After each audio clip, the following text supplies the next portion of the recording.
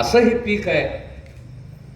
पण ह्या कल्पवृक्षाची पैदास करणारा जे आहे, या कल्पवृक्षाचं उत्पादन करणारा जे शेतकरी आहे, त्यानं काही इच्छा केली तर त्याला काय मिळतंय? जरा ह्या गोष्टीचा विचार करा दोस्त. आपल्या बायकोची नाही, म्हाताऱ्या आईची डोळ्याचं ऑपरेशन करायची जरी इच्छा असली तरी आपण खिशातनं पैसे घालून त्या म्हातारीची इच्छा पूर्ण करू शकत नाही दोस्तांनो. आपल्या पोराला इंजिनियर व्हायची इच्छा जरी असली तरी आपल्या स्वतःच्या खिशातल्या पैशातनं आपल्या पोराच्या शिक्षणाची इच्छा पूर्ण करू शकत नाही. सगळ्या समाजाच्या इच्छा आणि गरजा पूर्ण करायचं काम आपल्या घामातून होत आहे, आपल्या मेहनतीतून होत आहे. जरा गोष्टीतला फरक लक्षात घ्या. सगळ्या आपल्या गावामध्ये दुकानं आहेत, टपऱ्या आहेत. या दुकानातून कोणतीही वस्तू घ्यायला जा, त्याच्यावरती MRP आहे. तुम्ही औषधाची गोळी घ्यायला जा, त्याच्यावर MRP छापलेली आहे, मॅक्झिमम रिटेल प्राइस. तुम्ही त्या ठिकाणी जे आहे कपाळाला लावायची टिकली घ्यायला जा, त्याची सुद्धा MRP छापलेली आहे, मॅक्झिमम रिटेल प्राइस. कोणतीही वस्तू जी कारखान्यामध्ये तयार झाली, जी औद्योगिक उत्पादकानं तयार केली, त्या उत्पादकाला त्याची किंमत सांगण्याचा अधिकार या देशामध्ये आहे. आणि आम्ही पिकवलेल्या शेतकऱ्यानं पिकवलेल्या मालाच्या किंमत कशी ठरते? देशभरामध्ये 13 महिने रणकंदन दिल्लीच्या वेशीवरती चाललं. भांडण हेच होतं की मिनिमम सपोर्ट प्राइस शेतकऱ्याच्या मालाला म्हणलं तर मॅक्झिमम असणार नाही, मिनिमम सपोर्ट प्राइस असणार. कारखानदारानं मॅक्झिमम रिटेल प्राइस सांगायची आणि आम्ही काय सांगायची? आम्हाला काय पाहिजे? Minimum support price. आणि ती मिनिमम सपोर्ट प्राइस त्याची बी लीगल गॅरंटी नाही. सोयाबीन पिकते की नाही तुमच्या भागात मला माहित नाही, पण आमच्या मराठवाड्यात, विदर्भात, सांगलीमध्ये पण आपल्या कोरडवाहू तालुक्यात भरपूर सोयाबीन पिकतंय. सोयाबीनची सपोर्ट प्राइस किती आहे? 4,800. ती बी काय बरोबर नाही, कमी काढलेली आहे. आणि विकायला किती सोयाबीन? 3200 न 3800 चालू. हरभरा कधी तुम्ही पिकविलेला असला 5,800 हरभऱ्याची किमान आधारभूत किंमत. आमचा हरभरा भुंगा लागलाय म्हटलं तर 2,500 जाते. त्या ठिकाणी गॅरंटी नाही त्यासाठी.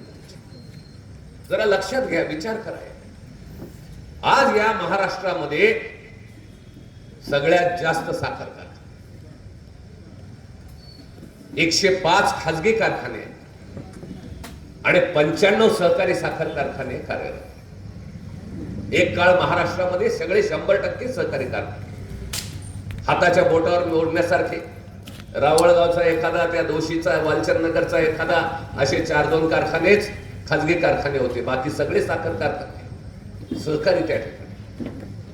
आज हे सहकारी साखर कारखाने 2003 ला अटल बिहारी वाजपेयी सरकारनं बँक सिक्युरिटायझेशनचा कायदा केला, सरफेसी कायदा केला आणि त्या कायद्यानंतर एका रात्रीत हे कारखाने कर्जबाजारी झाले आणि ह्या कारखान्याच्या जमिनी विकून, कारखाने विकून 25,000 कोटीचा मोठा खेळ त्या MSC बँकेनं केलेला आहे.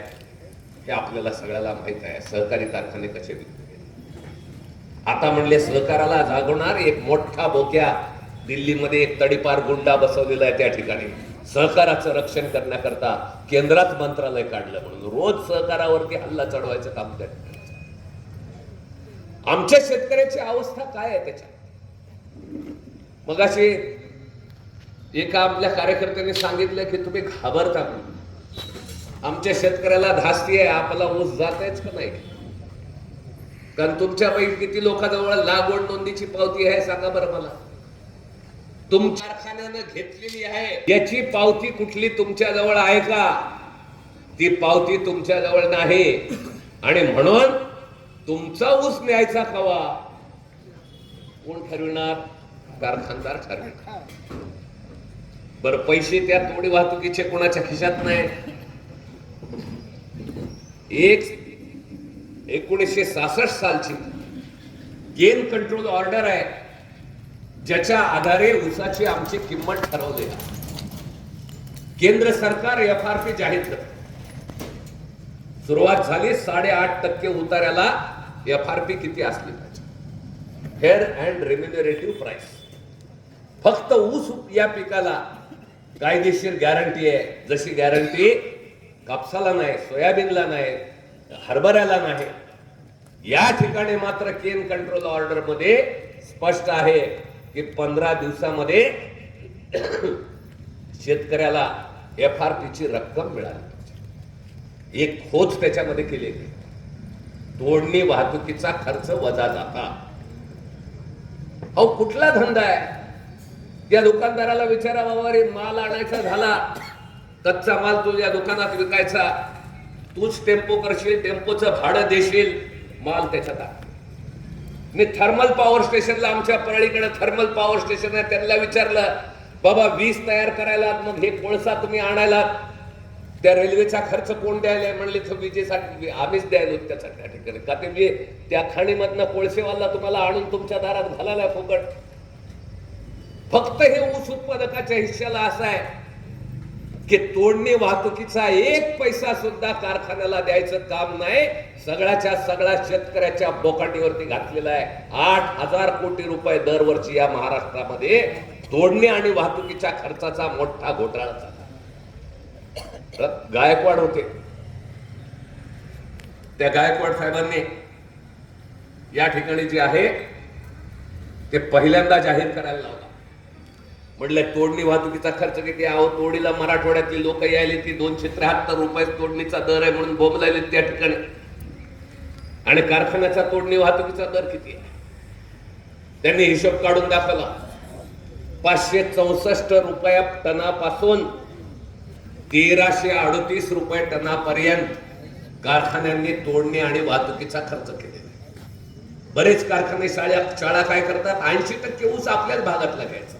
20 किलोमीटर 25 किलोमीटरच्या आत 20% ऊस लांबनं आणला म्हणायचा, 20% ऊस मशीननं तोडायचा, 80% ऊस माणसाकडूनच तोडायचा. आणि ह्याचा सरासरी रेट करून सगळा गोंधळ त्या ठिकाणी. मी अनेक कारखान्यांनी या तोडणी वाहतुकीमध्ये केलेली चोरी जी आहे 3दा त्याचं ऑडिट करायला लावलं आणि त्या ठिकाणी जे आहे त्याचा एफआरपी मधला फरक त्या ठिकाणी द्यायला लावला. पण माझं म्हणणं आहे, या तोडणी वाहतुकीचा सगळा खर्च शेतकऱ्याच्या अंगावरती तुम्ही का टाकता? या तोडणी वाहतुकीचा अर्धा खर्च कारखाना का सोसत नाही? आता कारखान्याला सोसायचं नसेल तर सरकार का सोचत नाही? या गोष्टीचा पण आपण सगळ्यांनी जरूर विचार केला पाहिजे. या तोडणी वाहतुकीच्या खर्चाचा शेतकऱ्याच्या बोखंडी का? आमच्या मित्रांनी सांगितलं वजन काट्यामधली चोरी कशी आहे. जरूर खरी गोष्ट आहे, ते काटे ऑनलाईन होत नाही, पण त्याच्यापेक्षा एक मोठी चोरी मला तुम्हाला सांगायची.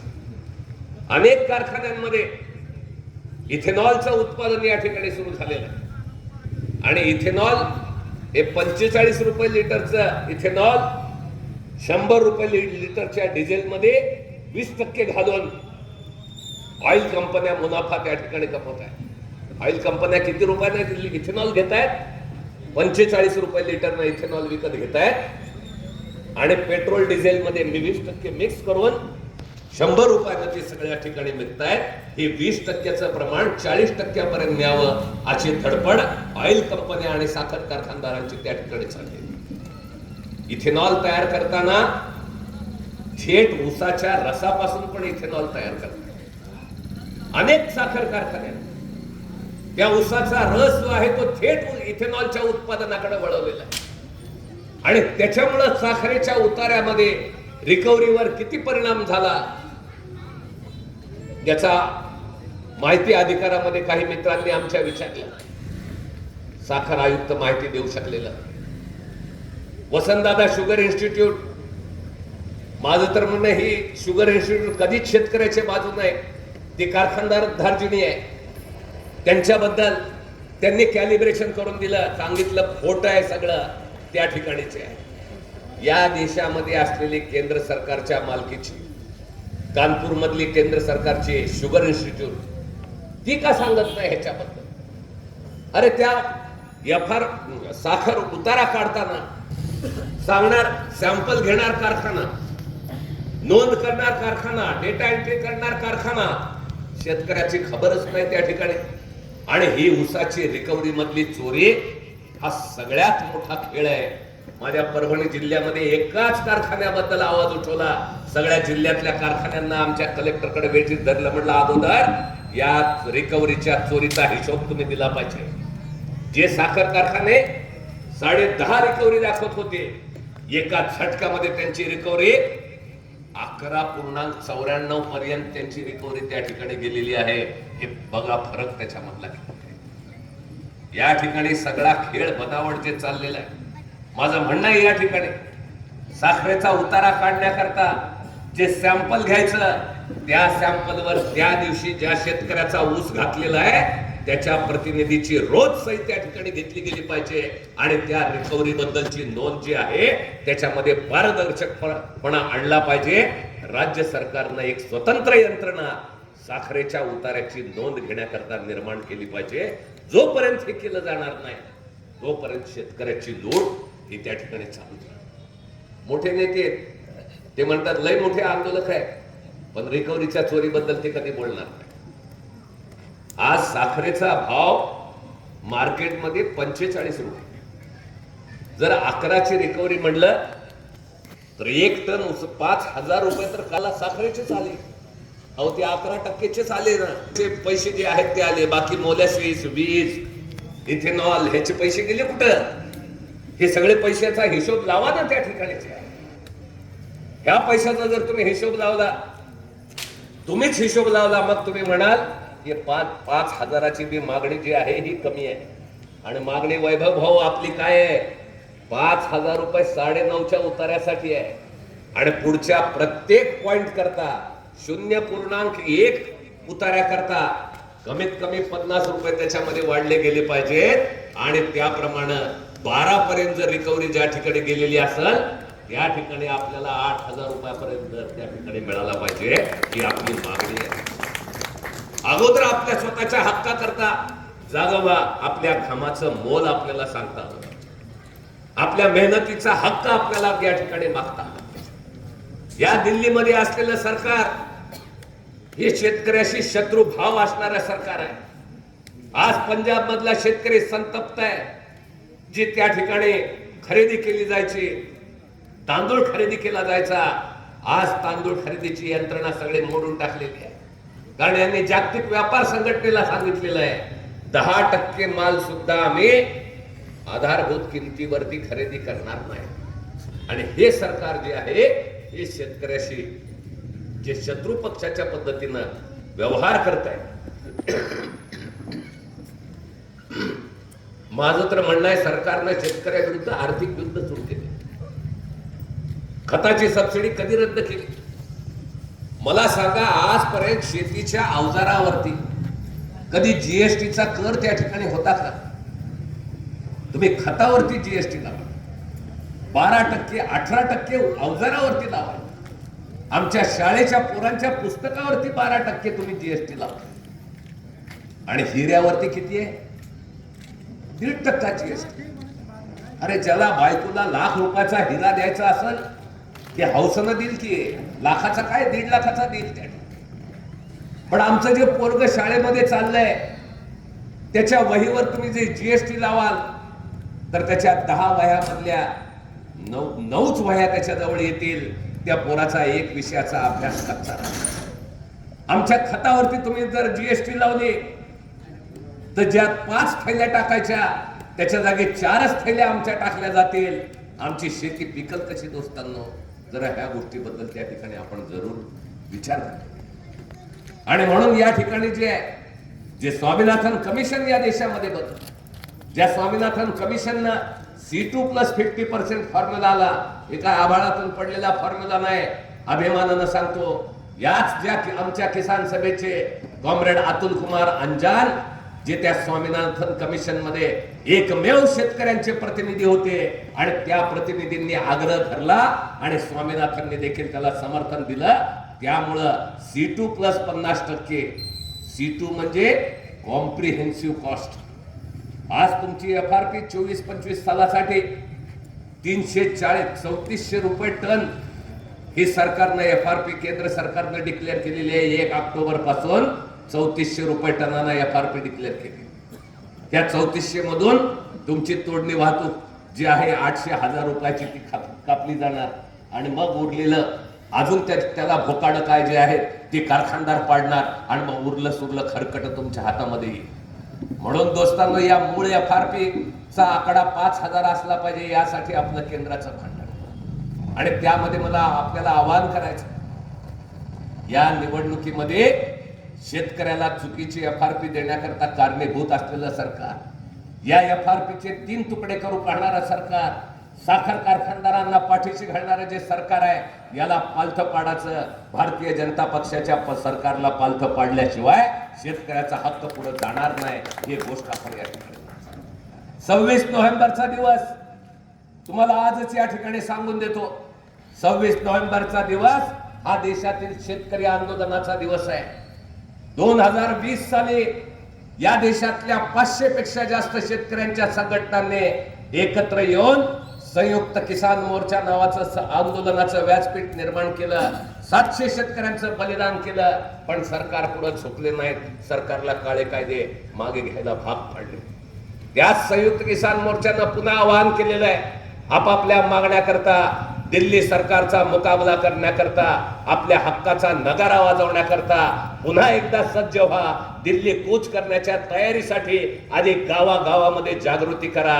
100 गावामध्ये जागृती करून 26 नोव्हेंबरच्या दिवशी रस्त्यावरती उतरलं पाहिजे. आपल्या हक्काचा पुकारा केला. आपल्या शेतकऱ्याच्या बहुसंख्य गोष्टी केंद्र सरकारशी निगडीत आहेत. आपल्याला वाटतं आमदार म्हणजे बखळ भारी.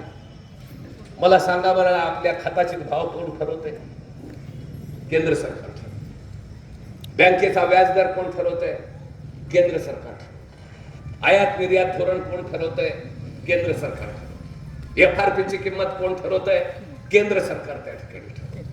मग ह्या केंद्र सरकारचे मुकाबला करण्याकरता जर या देशातला शेतकरी एकवटला तर आवाज कसा त्या ठिकाणी निर्माण?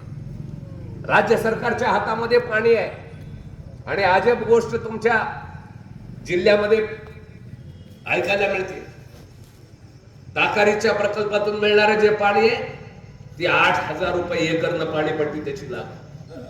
आणि कारखानदारांनी पाणीपट्टीच्या सोसायट्यांनी केलेलं जे पाणी आहे ते 18000 लागू राहील.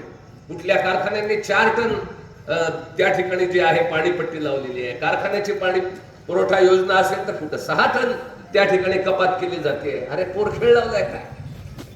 या ठिकाणी कोऑपरेटिव्ह उपसा सिंचन योजना जरी असली तरी ती महाराष्ट्र इरिगेशन ऍक्ट प्रमाणे चालली पाहिजे. आणि त्याच्यामध्ये जी आवाजची सव्वा खरेदी पाणीपट्टी लावली जात असेल त्याच्या विरुद्ध रीतसर जलसंपत्ती नियमन प्राधिकरणाकडे आपली किसान सभा दाद मागितल्याशिवाय राहत नाही. ऑडिट करा या सगळ्या पाणी वाटप संस्थांचं. त्या ठिकाणी काय घपळा चाललेला आहे. शेतकऱ्यांना पाणीपट्टी 1200-1300 रुपये ठीक आहे एखादा, परंतु आव्हाच्या सव्वा तुम्ही लावताल आणि लुबाडणूक करा. ह्या प्रत्येक गोष्टीबद्दल आपल्याला म्हणावं. स्मार्ट मीटर सरकार आणायलंय, मुकाबला करायचा आहे. ते स्मार्ट मीटर अदानीचा धंदा चालू आहे करता शेतकऱ्याला मोडीत काढायचं काम तुम्ही त्या ठिकाणी करा. चालू देणार नाही. आणि म्हणून दोस्तांनो, ऊस उत्पादकांचा लढा करणं हे या भागामधल्या किसान सभेची मुख्य जबाबदारी आहे. आणि किसान सभेनं या भागामध्ये जी काही या ठिकाणी आपली चळवळ सुरू केलेली आहे ती मला आपल्याला आवर्जून सांगायचं आहे की याच्यामध्ये सातत्य ठेवणं आवश्यक. दर वर्षाला आपल्या गावामध्ये, कुंडलमध्ये, आपल्या संघर्ष भूमीमध्ये ऊस उत्पादकांची परिषद, कारखाने सुरू व्हायच्या अगोदर 3 आठवडे 15 दिवस अगोदर आपली परिषद त्या ठिकाणी झाली पाहिजे. सरकारच्या FRPच्या धोरणाबद्दल आपण भूमिका त्या ठिकाणी स्पष्ट केली. हे सगळे जे आज सगळ्यात जास्त फसवणूक जर कोणाची होत असेल तर या ऊस उत्पादकांची. नाव मोठं लक्षण खोटं अशी आपली कथा त्या ठिकाणी दिली. आज परिस्थिती जी आहे त्या ऊस उत्पादक आणि बागायती भागामध्ये पण शेतकऱ्याच्या तेवढ्याच आत्महत्या चाललेल्या आहेत जेवढ्या कोरडवाहू आणि दुष्काळी भागामध्ये चाललेल्या. आणि म्हणून दोस्तांनो, संपूर्ण कर्जमाफी झाली पाहिजे. 2 महत्वाचे कायदे किसान सभा या देशामध्ये मागते की एक जे आहे का कर्जमुक्तीबद्दलचा कायदा झाला पाहिजे. केंद्र सरकारनं केलाय. भांडवलदारांच्या कर्जमुक्तीचा कायदा केलाय. सांगतो तुम्हाला, आणि अभिमानानं सरकारनं सांगितलंय 14 लाख कोटी रुपये आम्ही कॉर्पोरेटला कर्जमाफी कशी दिली. इन्सॉल्व्हन्सी अँड बँक्रप्सी कोड 2016, दिवाळखोरी बद्दलचा 2016चा कायदा, त्या कायद्याचा वापर करून अदानीनं सुद्धा 60,000 कोटी रुपये कर्जमाफी मिळवली. अंबानीनं 45,000 कोटीची कर्जमाफी मिळवली. आणि देशभरातल्या सगळ्या कॉर्पोरेटने 14.5 लाख कोटी रुपये कर्जमाफी मिळवलेली आहे. आणि 10 लाख कोटीचे प्रकरणच आहे. आमच्या जिल्ह्यामधल्या एका साखर कारखानदारानं अशीच दिवाळखोरी जाहीर केली. तुमच्या सांगली जिल्ह्यामधला पण एक साखर कारखानदार आहे, त्याने देखील दिवाळखोरी जाहीर केली. त्याच्यात ऊस उत्पादकाला बुडवलंय, कामगारांना बुडवलंय, बाकीचे देणेदार बी त्या ठिकाणी गायब करून दिवाळखोरीमध्ये अर्ज करायचा. तुमच्या प्रायव्हेट प्रॉपर्टीला धक्का पण लावणार नाही. ते कारखानाचं नाव बदललं जाईल, टायटल बदललं जाईल, मोकळे होतात. 1 लाख रुपयापासून किती लाख कोटी जरी तुमचं कर्ज असलं तरी त्या ठिकाणी माफ करायची तरतूद केलेली आहे. हे जर भांडवलदारा करता एक्झिट पॉलिसी तुम्ही तयार करता, बँका बुडवाय करता धंदा त्या ठिकाणी तुम्ही करता. सरकारी बँकांचं कर्ज बुडलं तरी त्याची काही हे नाही. आणि शेतकऱ्याला कर्ज माफी दिल्यानं काय नाही. अरे सगळ्या शेतकऱ्याचं कर्ज धरून किती व्हायलंय. हे काय 25 लाख कोटी रुपये होणार नाही, 1 लाख कोटीच्या आतमध्येच होणार आहे. एकदा कधीतरी कर्जमाफी त्याला दिली ती 70,000 कोटीचीच कर्जमाफी त्या ठिकाणी. आता फार फार तर लाख कोटी रुपये लागतील, पण 25 लाख कोटी रुपयाला तुम्ही बुडवता. तुम्ही रिझर्व्ह बँकेकडून 3 लाख रुपये सरकारनं घेतलेले ते रिझर्व्ह बँकेकडून. हे रिझर्व्ह बँकेकडून घ्यायचे पैसे जे आहेत हे शेतकऱ्याच्या कर्जमाफी करता वापरता आले नसते का? पण वापरले नाही. त्याच्यामुळे या गोष्टीबद्दल विचार करा दोस्ता. या कर्जमाफी करता आणि मुक्ती करता लढा करायचा. आणि याच बरोबर दुसरा, शेतकऱ्याच्या न्यायाचा हक्क मिळाला पाहिजे. C2+50% संपूर्ण कॉम्प्रिहेन्सिव्ह कॉस्ट शेतीमालाची धरली पाहिजे. कुटुंबाचे श्रम त्याच्यात धरला पाहिजे. जमिनीचा भाडेपट्टा धरला पाहिजे. सर्व प्रकारचा लागवड खर्च प्रत्यक्ष करासकट तो त्या ठिकाणी धरला पाहिजे. तर ती कॉम्प्रिहेन्सिव्ह कॉस्ट होईल. आज जी राज्य केंद्र सरकारनं A2+FL या पद्धतीनं जी अर्धवट फक्त लागवड खर्च याच्या आधारे जी काही किंमत ठरवलेली आहे त्याच्यातनं आलेली ही FRPची रक्कम आहे, ही अत्यंत अपुरी आहे, असमाधानकारक आहे. आणि ती सुद्धा शेतकऱ्यांना या ठिकाणी प्रत्यक्षात मिळत नाही. आजपर्यंत जर तुम्ही हिशोब काढला, गेल्या वर्षीपर्यंतची FRPची रक्कम जर काढली तर अजून सुद्धा महाराष्ट्रामध्ये कमीत कमी 2,000 कोटी रुपये या शेतकऱ्यांची थकबाकी जी आहे ती साखर कारखानदारांकडे थकीत रक्कम आहे. मग उत्तर प्रदेशमध्ये जर तुम्ही गेला तर ही रक्कम 14,000 कोटी रुपयांपेक्षा जास्त रक्कम आहे. देशभरातल्या शेतकऱ्यांची अशा प्रकारे बुडवलेली रक्कम 20,000 कोटीपेक्षा जास्त आहे. फक्त ऊस उत्पादकांच्या रकमेबद्दल मी या ठिकाणी बोलायलो दोस्तांनो. त्यामुळं या गोष्टींबद्दल आपण जागरूकतेनं लढा करण्याची या ठिकाणी वेळ आहे. आणि ज्या समस्या ऊस उत्पादकाच्या त्याच समस्या तांदूळ उत्पादकाच्या, तशीच समस्या कापूस उत्पादकाची. याच्याबद्दलचं आयात निर्यात धोरण काय धरावं, कधी त्याच्याबद्दलची निर्यात करावी आणि कधी आयात करावी. कांदा उत्पादक आपल्या महाराष्ट्रातला नेहमी अनुभव घेतो. ज्यावेळेस कांद्याला भाव मिळायची वेळ आहे त्यावेळेस त्याच्या निर्यातीवरती रोख लावली जाते. निवडणूक आली म्हणून थोडासा ढील त्यांनी दिली, थोडासा कांद्याला भाव त्या ठिकाणी मिळायला लागले. परंतु कापूसवाल्याची काय अवस्था, 2027 पर्यंत ऑस्ट्रेलियामधल्या कापसाच्या गाठी या देशातल्या कापूस उत्पादकांच्या छातीवरती आदळल्या जातात. जवळपास 1.3 लाख कोटी रुपयांचं खाद्यतेल, सोयाबीनची पेंड ही अदानी सारख्या कंपन्यांच्या माध्यमातून आयात केली जाणार आहे. सोयाबीन उत्पादकाला कधीही रास्त भाव देण्याकरता त्या ठिकाणी पावलं उचललं. जर या देशातला शेतकरी गहू आणि तांदूळाच्या उत्पादनामधून देशाला स्वयंपूर्ण बनवू शकतो, तर जरा सोयाबीनला भाव दिला तर खाद्यतेलाच्या उपलब्धतेबद्दल आपला देश स्वयंपूर्ण का बनणार.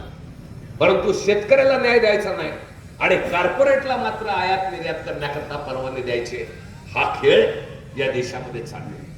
आणि या देशातल्या शेतकऱ्यांमध्ये धर्म आणि जातीच्या नावावर फोडतोड करायचं काम पद्धतशीर चालू. हरियाणामध्ये शेतकरी आंदोलनामधल्या सगळ्या लोकांना प्रचंड अत्याचार केले. शेतकरी जो पंजाबचा शेतकरी दिल्लीपर्यंत पोहोचायला त्याच्या वाटेमध्ये खिडे तुम्ही ठोकता, त्याच्यावरती पाण्याचे फवारे चालवता. 704 लोक त्या लढ्यामध्ये कामी त्या ठिकाणी आलेले. का शेतकरी आपल्या देशाच्या राजधानीमध्ये जाऊ शकतो?